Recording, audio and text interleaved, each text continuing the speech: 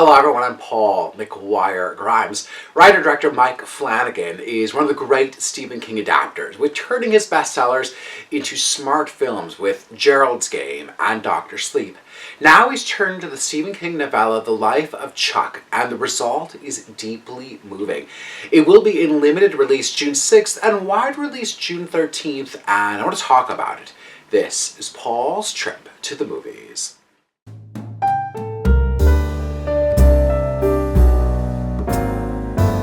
The Life of Chuck won the highly coveted Audience Award at the Toronto International Film Festival. The story is told backwards in its timeline, starting with Act 3. Chiwetel Ejiofor stars as Marty Anderson, an English teacher who's just trying to keep it together for his few remaining students and their parents. Now, it's potentially the end of the world, as the internet may be down for good, earthquakes and wildfires are destroying the planet, and parts of California are breaking off. Now, Marty keeps seeing signs around town that says, Charles Krantz, 39 great years, thanks Chuck. But the question around town is, who is this Charles Krantz? Now in Act 2 we meet Tom Hiddleston, who plays Charles Krantz, an ordinary businessman with a deep appreciation for dance. The Life of Chuck takes a look at those small moments in life that may seem like nothing in the moment, but have a larger impact on those around us. Both Mike Flanagan and Stephen King are synonymous with the horror genre, but The Life of Chuck is not horror. There is a supernatural element to it, but that's not where the heart of the story lies.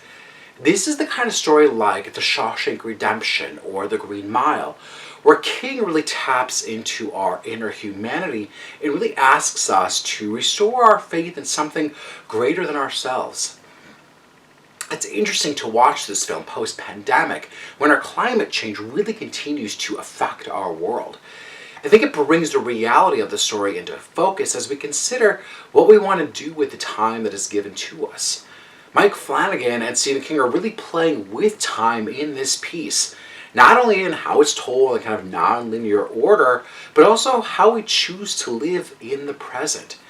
It's a very faithful adaptation in its structure and tone, with how each act connects and shapes the later ones.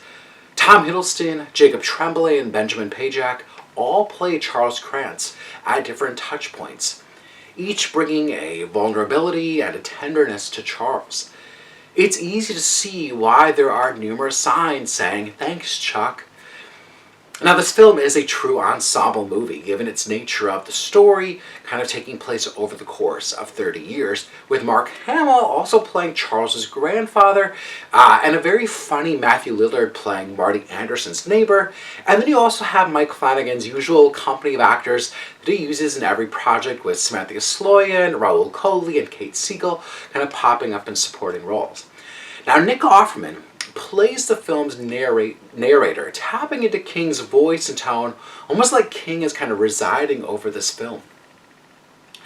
You hear why his words are so powerful and meaningful to readers and filmgoers.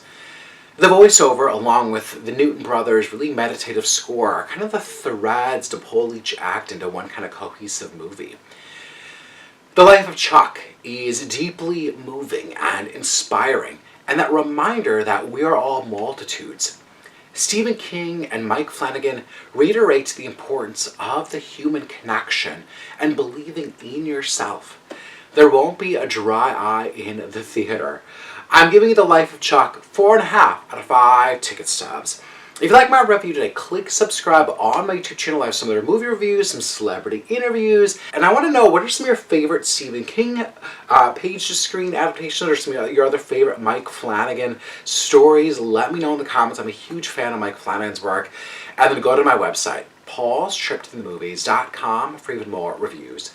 Thank you so much for watching my review of The Life of Chuck. This is Paul's Trip to the Movies.